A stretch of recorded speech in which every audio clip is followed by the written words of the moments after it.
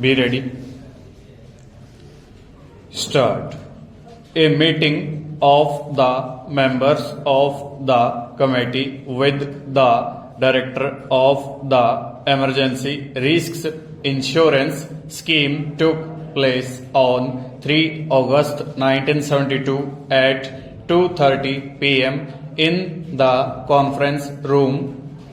The chairman of the committee welcomed the chief guest and requested him to explain the main provisions of the law.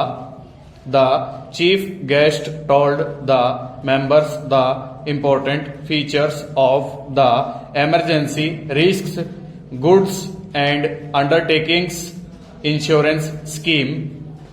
He said that the schemes came into force with effect from 15 July 1972.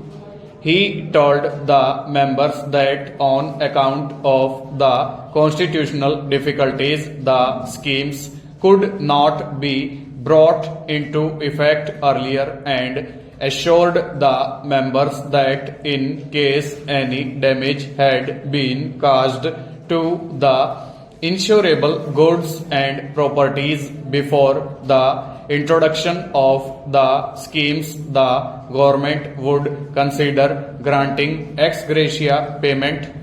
The claims in such cases should be addressed direct to him.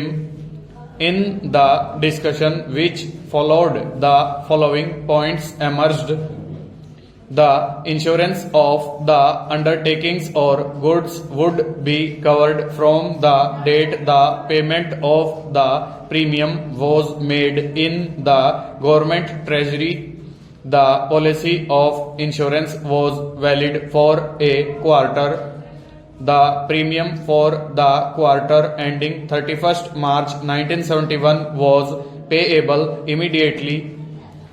The premium for the next quarter beginning 1st January 1972 would be announced in a few days' time and the payment should be made before the beginning of the quarter.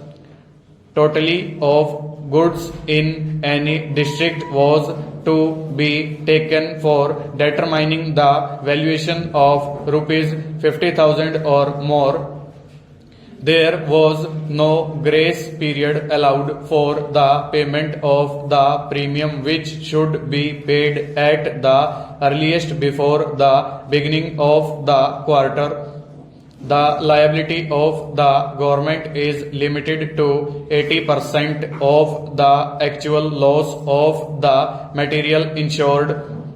It was the primary responsibility of the person who is the actual owner or a deemed owner of the goods to get the same insured.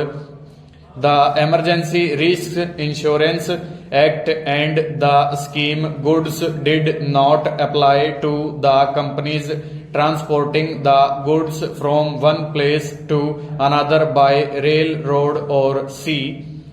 Goods in transit were deemed to be situated at the place of consignment.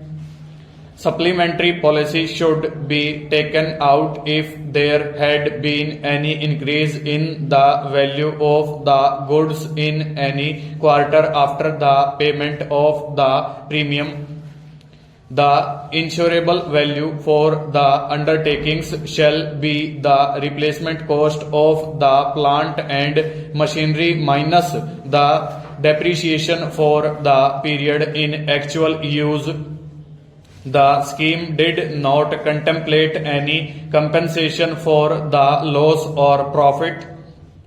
For getting the claims passed, a no objection certificate would be required to be obtained from the persons having insurable interest in the goods. Efforts were being made to get the central treasury rules amended so that the branches of the State Bank of India might be authorized to receive premium by check or bank draft. At the conclusion, the chairman thanked the chief guest and his colleagues for sparing time to meet members of the committee. Full stop. Over.